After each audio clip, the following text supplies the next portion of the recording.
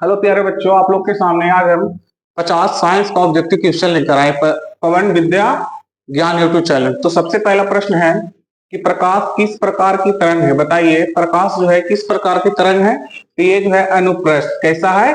अनुप्रस्थ। ठीक है, आगे बढ़ते हैं। सेकंड क्वेश्चन है हम वस्तुओं को देख पाते हैं क्योंकि क्योंकि ये जो है वे प्रकाश परिवर्तित करती है। क्या करती है? प्रकाश परिवर्तित करती है। ठीक है, नेक्स्ट क्वेश्चन चलते हैं। क्वेश्चन नंबर 3 कि प्रकाश की किरण जब किसी समतल दर्पण पर गिरती है तो वह क्या होती है? तो परिवर्तित हो जाती है। क्या हो जाती है? परिवर्तित हो जाती है। ठीक है, आगे चलते हैं। नेक्स्ट क्वेश्चन कि प्रकाश परिवर्तन के पहले नियम परिवर्तन के पहले नियम के अनुसार क्या होता है? ये होता है वे वे जो है वे एक ही तल में होती है। क्या होती है? वे एक ही तल में होती है।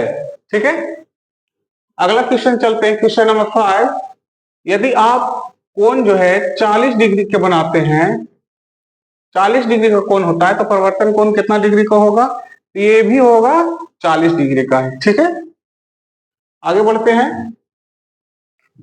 अगला क्वेश्चन है समतल दर्पण में प्रतिबिंब होता है। बताइए समतल दर्पण में कैसा प्रतिबिंब होता है? तो ये जो प्रतिबिंब होता है आभासी और सीधा। कैसा होता है? आभासी और सीधा प्रतिबिंब होता है। ठीक है, आगे बढ़ते हैं 7 नंबर क्वेश्चन में कि समतल दर्पण में बनने वाले प्रतिबिंब की दूरी होती है। बताइए समतल दर्पण में बनने वाले प्रतिबिंब की जो दूरी होती है वो होती है बराबर। क्या होती है? ये होती है बराबर। ठीक है, आगे बढ़ते हैं। 8 नंबर क्वेश्चन है 8 नंबर क्वेश्चन है कि अपवर्तन तब होता है जब प्रकाश एक ही माध्यम से दूसरे माध्यम में प्रवेश करता है तब। ठीक है, आगे बढ़ते हैं। आगे है प्रकाश जब विरल माध्यम से सघन माध्यम में प्रवेश करता है तो वह क्या होता है? तो वो जो होता है समान की ओर मुड़ जाता है। ठीक है, आगे बढ़ते हैं। प्रकाश जब सघन माध्यम से विरल माध्यम में जाता है तो वह समान से दूर मुड़ जाता है। नेक्स्ट क्वेश्चन है अपवर्तन की वजह से तारे टिमटिमाते हैं क्योंकि वायुमंडल में अपवर्तन होता है। ठीक है, आगे बढ़ते हैं। अपवर्तन का नियम कौन सा है? बताइए अपवर्तन का नियम कौन सा है? ये है आपतित किरण, अपवर्तित किरण, अभिलंब, तीनों एक ही तल पर होते हैं। ठीक है, आगे बढ़ते हैं। इसके बाद क्वेश्चन नंबर 13 में है कि प्रकाश का अपवर्तन किस सिद्धांत पर आधारित है। बताइए प्रकाश का अपवर्तन किस सिद्धांत पर आधारित है? तो ये है वेग परिवर्तन। क्या है? वेग परिवर्तन। ठीक है, आगे बढ़ते हैं। 14 नंबर क्वेश्चन है निम्न में से कौन सी घटना अपवर्तन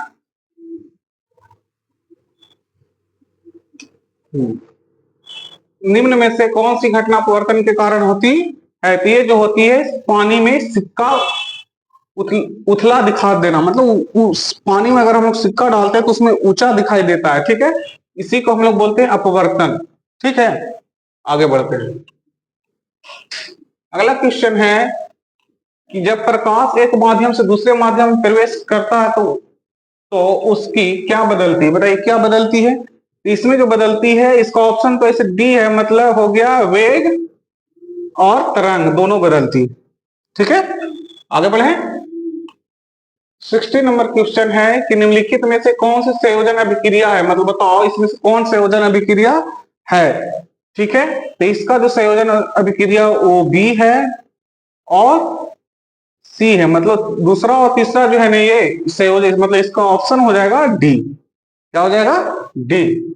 आगे बढ़ते हैं। 70 नंबर क्वेश्चन है बेकिंग सोडा के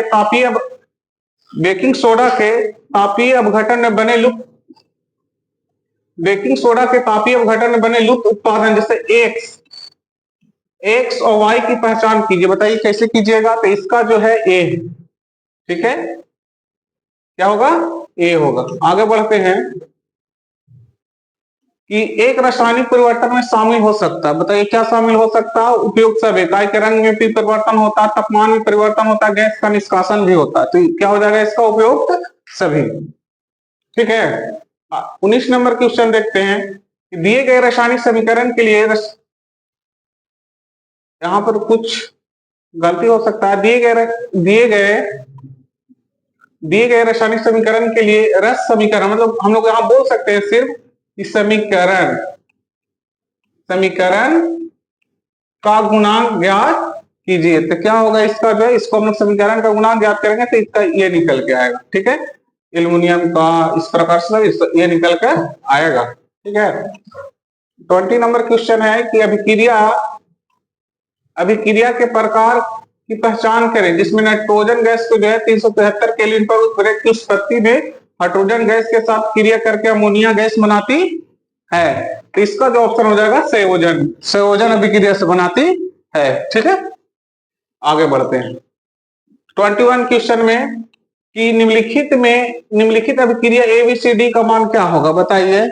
इसका मान जो होगा ए, इसको आप निकाल के हमको कमेंट में करके बताइएगा।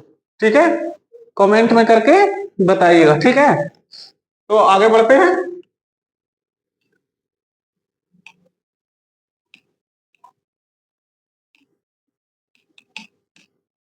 तो 22 क्वेश्चन नंबर है, निम्नलिखित में कौन सी अभिक्रिया अवशोषित है, बताइए कौन सी अभिक्रिया अवशोषित है। तो जल विद्युत अपघटन जो है अभिक्रिया अवशोषित है। आगे बढ़े 30 नंबर क्वेश्चन है, निम्नलिखित में कौन विस्थापन अभिक्रिया है, बताइए कि निम्नलिखित में कौन विस्थापन अभिक्रिया है। तो बताइए कौन विस्थापन अभिक्रिया है। तो ये सी इसका ऑप्शन हो जाएगा, सी जो है विस्थापन अभिक्रिया है। आगे बढ़ते हैं, इसमें जो पूर्ण अभिक्रिया का ये समीकरण जब आप लोग बताइए तो ये जो है ऑक्सीकरण, क्या है इसको ऑक्सीकरण। ठीक है, ऑक्सीकरण।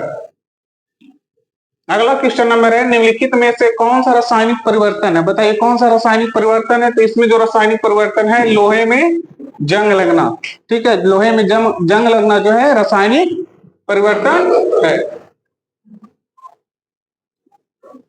26 नंबर क्वेश्चन है, बर्फ का पिघलना का उदाहरण क्या हो सकता है, बताइए। बर्फ का जो पिघलता है इसका जो उष्माशोषी, मतलब कह रहा है उष्मा के चलते वो क्या हो जा रहा है, बर्फ पिघल जा रहा है। ठीक है, आगे 27 नंबर क्वेश्चन है कि बताइए किस अभिक्रिया का उदाहरण है। ठीक है, तो ये जो है उष्माशोषी के भी है और अपघटन अभिक्रिया के भी, मतलब इसका आंसर हो जाएगा ए और सी दोनों। ठीक है, आगे बढ़े। निम्नलिखित में से कौन सा कथन उष्माक्षेपी अभिक्रिया का वर्णन करता है, तो बताइए कौन सा करता है। तो उष्मा को परिवेश में छोड़ जाता है। ठीक है, यही करता है उष्माशोषी का। ठीक है, 29 नंबर क्वेश्चन है कि निम्नलिखित में से कौन सा अभिक्रिया संतुलित नहीं है, मतलब वैलेंस नहीं है। तो इसमें जो है देखते हैं, ये वैलेंस है,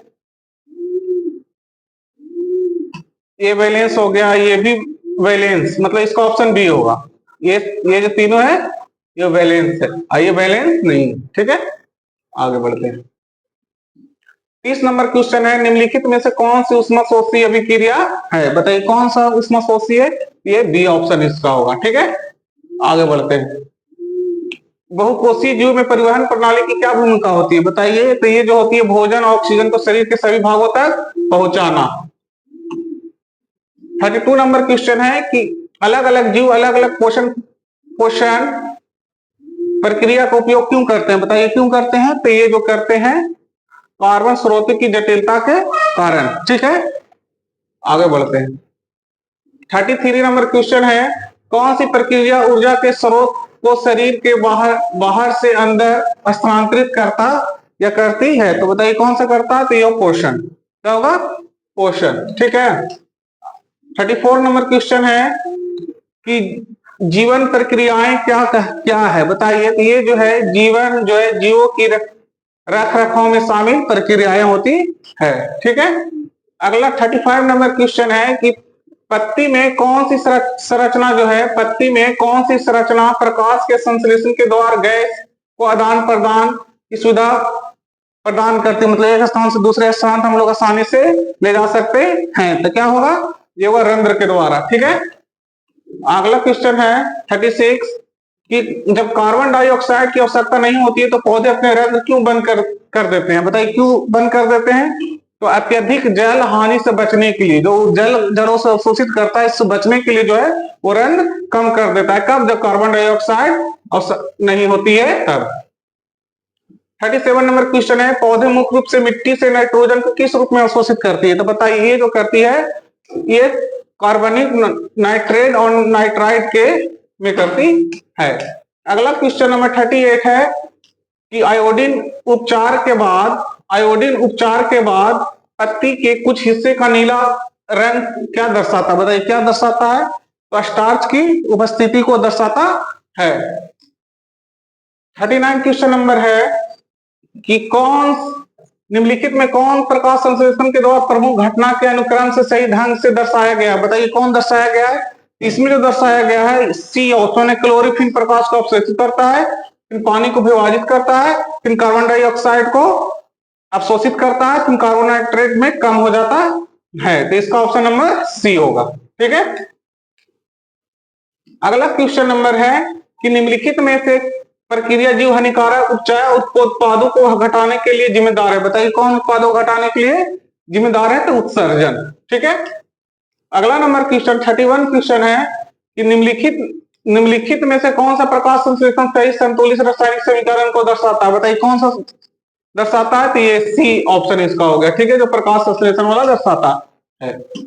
अगला क्वेश्चन है प्रकाश संश्लेषण की प्रतिक्रिया अंतिम उत्पाद क्या होता है? बताइए क्या होता है इसका अंतिम? ऑक्सीजन और ग्लूकोज। क्या होता है? ऑक्सीजन और ग्लूकोज। ठीक है। 33 नंबर क्वेश्चन है कि प्रकाश संश्लेषण समीकरण में ये जो क्या दर्शाता है? बताइए क्या दर्शाता है? ये जो दर्शाता है ग्लूकोज को दर्शाता है। किसको दर्शाता है? ग्लूकोज को दर्शाता है। 34 नंबर क्वेश्चन है दिए गए चित्र में सही विकल्प का चुनाव कीजिए। बताइए क्या होगा? इसका होगा एक्स द्वारा कोशिकाएं और वाई द्वारा हरित लवक। याद रखिएगा एग्जाम में सबसे वीवीआई क्वेश्चन है। ठीक है, सबसे वीवीआई क्वेश्चन यही है। आप लोग ये क्वेश्चन को दिमाग में रख लीजिए। आगे 35 नंबर क्वेश्चन है कि प्रयोग के द्वारा बेल जार में एक के अंदर पोटेशियम हाइड्रोक्साइड रखने का क्या उद्देश्य है? बताइए क्या उद्देश्य है? क्या उद्देश्य है? तो इसमें जो मेन उद्देश्य है कि कार्बन डाइऑक्साइड को क्या कर लेता है? अवशोषित कर लेता है। तो आप